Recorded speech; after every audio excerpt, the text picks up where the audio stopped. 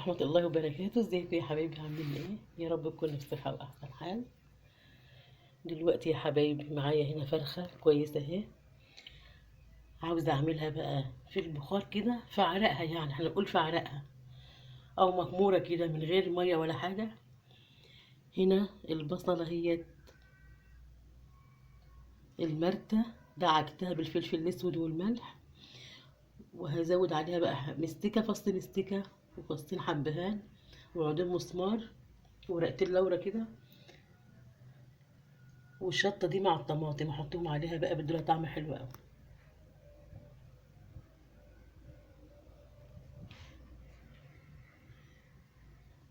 طبعا كنت نقع الفرخة دي بالملح والليمون،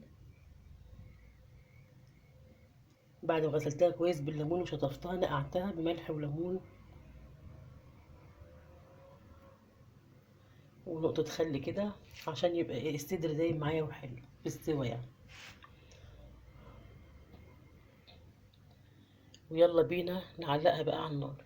حبايبي علقت عليها هي، طبعا حطيت جواها بصلة من اللي انا عاملاها دعكاها ديت بالفلفل الاسود والملح، بتخلي طعمها حلو قوي وريحتها حلوه قوي. طبعا هدي عليها النار بقى واسيبها بقى براحتها مع نفسيها بقى، لما تستوي تبقى جميله جدا، وجربوها وهتعجبكم قوي.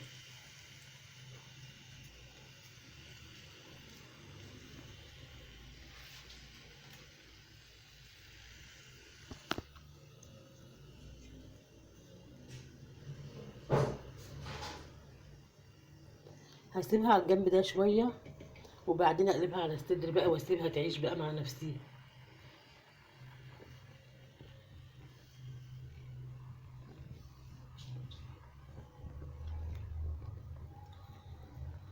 هعمل بقى معاها شويه بطاطس كده صغننين محبكين كده في صينيه صغيره كده، واعمل معاها ايه كمان شويه رز معمر كده حلوين.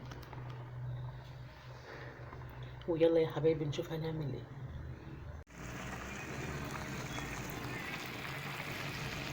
الفرخه يا حبايبي قلبتها طبعا على الوش التاني،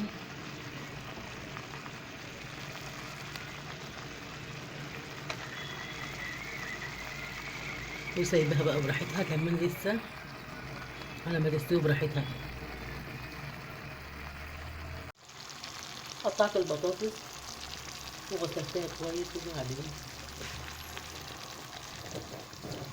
قطعت بصلة برضه دعكتها بالفلفل الاسود والملح، بصلة باردة كده مع 3 فصوص توم مقطعين وشوية فلفل اسود وشوية شطة، شوية كزبرة ناشفة ومكعبين مرق دجاج، نص معلقة صغيرة سكر، والطماطم مقطعة بقى وسبتها تاخد غلوتين على البوتاجاز، بعدين ندخلها الفرن.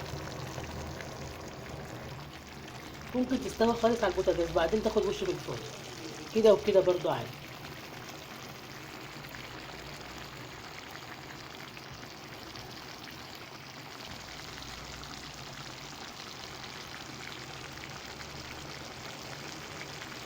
وحطيت طبعا نص معلقه صغيره هريسه شطه عشان تدي لون جميل قوي طعمه حلو.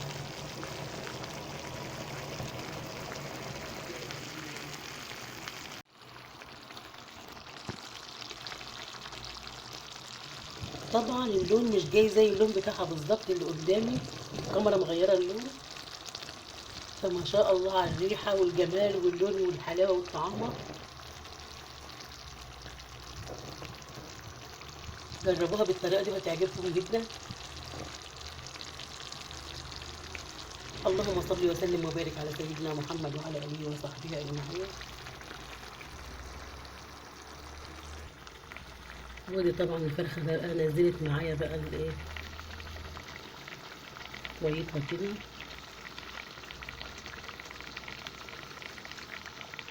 مهديه عليها طبعا، انا حطاها من غير ولا نقطه ميه، وطبعا هي بتنزل بقى السوائل اللي فيها كده، وعلى نار هاديه جدا وتعيش بقى براحتها.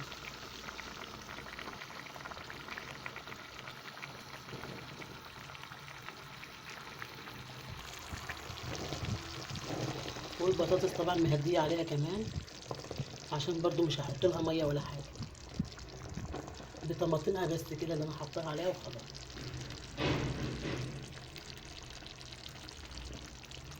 والطريقه دي هتعجبكم جدا، يا ريت تجربوها.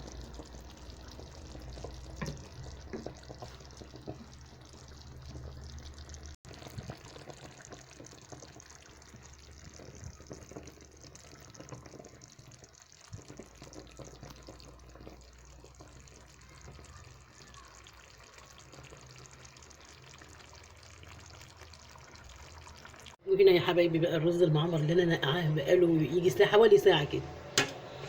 حطيت عليه بقى شويه زيت زيتون كده، عشان بصراحه الزيت اللي هو العادي اللي هو الزيت النباتي بيتعبني، بيتعب رجلي. وحطيت عليه بقى سمنه بلدي كانت في الفريزر اهيت، حطيتها عليه، ومعلقه سكر، والملح طبعا على حسب الذوق.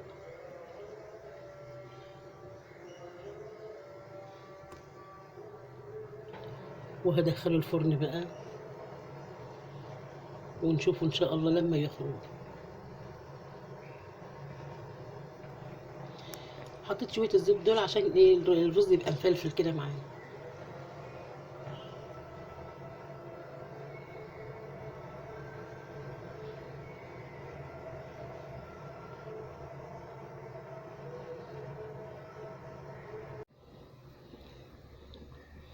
شكل الرز يا حبايبي لما طلع معايا من الفرن.